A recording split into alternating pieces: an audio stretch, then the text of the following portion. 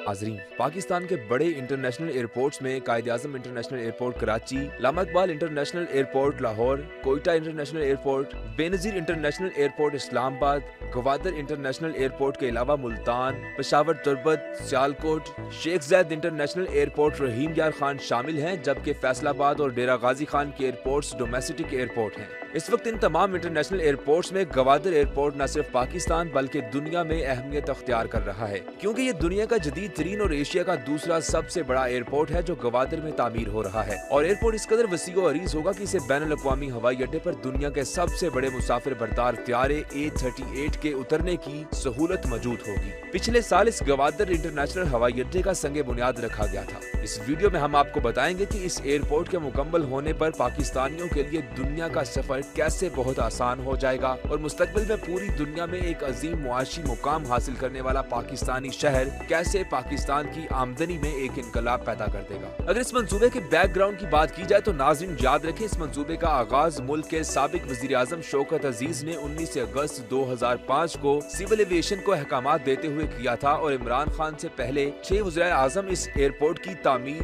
तकमील के बारे में मुख्तलिफ तारीखें या तकमील के दुरानिये के बारे में दावे कर चुके हैं, लेकिन आखिरकार पिछले साल इस एयरपोर्ट की तामीर का बाकायदा आगाज हुआ। चीन पाकिस्तान इकोनॉमिक कॉरिडोर सेक्रेटेरिएट की जानिब से फ्राहम करदा मालूमात के मुताबिक इस एयरपोर्ट की तामीर का काम अप्रैल 2019 से शुरू हुआ। प्रोजेक्ट का डिजाइन और फिजिबिलिटी देखकर पूरी दुनिया दंग रह गई। ये एयरपोर्ट गवादर के मौजूदा हवाई अड्डे से 26 किलोमीटर शुमाल मशरिक की जानिब वाक़या है और इसकी तामीर के लिए 3000 एकड़ से ज्यादा जमीन हासिल की जा चुकी है। याद रखें, ये एयरपोर्ट पाकिस्तान का दूसरा ग्रीन फील्ड एयरपोर्ट होगा, यानी इसको बिल्कुल नए सिरे से तामीर किया जाएगा। पाकिस्तान का पहला ग्रीन फील्ड एयरपोर्ट इस्लामाबाद का नया बैनुल अक़वामी हवाई अड्डा है। गवादर इंटरनेशनल एयरपोर्ट चीन के ताउन से तामीर किया जा रहा है। जैसा कि हमने शुरू में बात की, इस एयरपोर्ट पर ATR-72, एयरबस A300, बोइंग 737 और बोइंग 747 जैसे बड़े मुसाफिर त्यारों की लैंडिंग की गुंजाइश भी मौजूद होगी। एयरपोर्ट में सालाना 30,000 टन कार्गो हैंडलिंग की गुंजाइश होगी।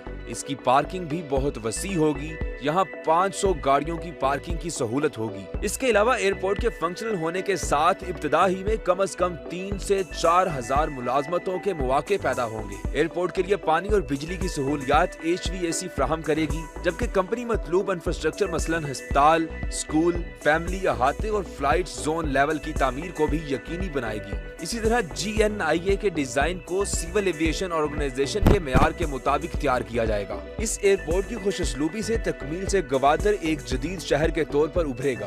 दानी के इलाका में बनाए जाने वाले इस खूबसूरत एयरपोर्ट के मंसूबा की मालियत $23 करोड़ है और चीन इस मंसूबे के लिए फंड फ्राहम कर रहा है। 3 साल में तामीर होने के बाद गवादर का नया आलमी एयरपोर्ट पाकिस्तान का बड़े हवाई अड्डों में से एक होगा।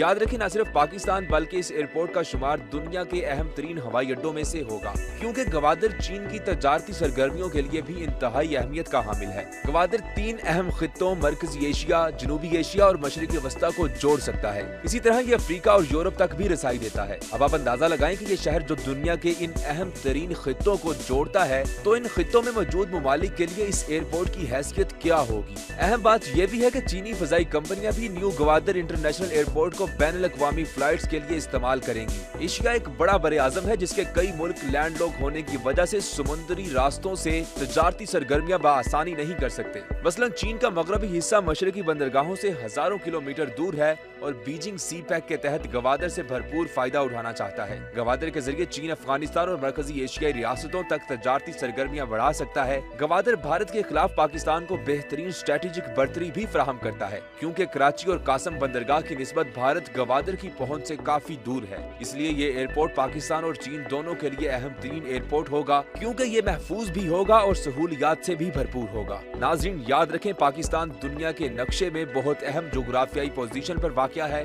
और यूं ये मगरिब और मशरिक के फजाई रास्तों के दरमियान जंक्शन की हैसियत रखता है। इस एतबार से इलाकाई सतह पर ये ईरान, अफगानिस्तान, सेंट्रल एशियाई ममालिक, भारत, बांग्लादेश और चीन के लिए भी बहुत अहम है, क्योंकि इन मुल्कों को अपने फजाई सफर के लिए पाकिस्तान की फजाई हदूद से गुजर कर जाना होता है। इसके डिजाइन के लिहाज से ये भी कहा जाता है कि ये न सिर्फ एशिया का दूसरा बड़ा एयरपोर्ट होगा, बल्कि ये दुनिया के खूबसूरत तरीन एयरपोर्ट्स में भी शामिल होगा।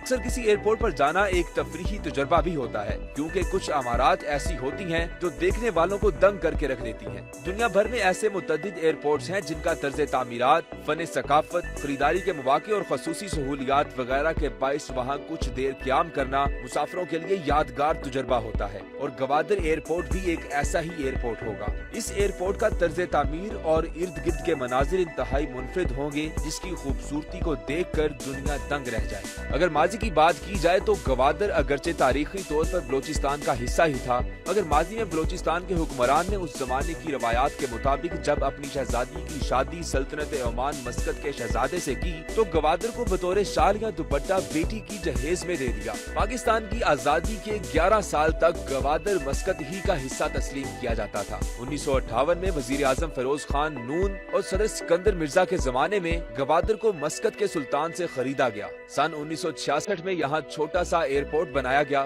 جس کا رن وے 80 کی دہائی تک کچا تھا اور اس پر روزانہ کرکٹ کی پچ کی طرح لوہے کا رولر پھیرا جاتا تھا۔ بارش کی صورت میں ہفتوں تک یہاں پروازیں بند ہو جایا کرتی تھیں۔ سن 1984 سے گوادر ایئرپورٹ کو انٹرنیشنل ایئرپورٹ کی حیثیت یوں حاصل ہو گئی کہ طیاروں کی پروازیں یہاں سے کراچی براستہ گوادر مسقط شروع ہو گئیں۔ واضح ہے کہ جب گوادر کو خریدا گیا تو سلطنت عمان مسقط نے یہاں کے باشندوں کی مسقط کی شہریت منسوخ نہیں کی۔ یوں گوادر ہمارے ملک کا وہ حصہ ہے جس کے شہری پاکستانی ہونے کے ساتھ ساتھ مسقط کی بھی شہریت رکھتے ہیں، اور گوادر کے ہزاروں خاندان مسقط میں روزگار سے وابستہ ہیں۔ یوں 1984 سے پہلے ان کو مسقط جانے کے لیے کراچی سے پروازوں کے ذریعے جانا ہوتا تھا، اور جب کراچی براستہ گوادر مسقط اور مسقط براستہ گوادر کراچی پی آئی کی پروازیں شروع ہوئی تو گوادر کا چھوٹا سا ایئرپورٹ انٹرنیشنل ایئرپورٹ بن گیا تھا۔ اس زمانے سے گوادر کا ایئرپورٹ یہاں کے مقامی لوگوں کے لیے ایک نعمت سے کم نہ تھا۔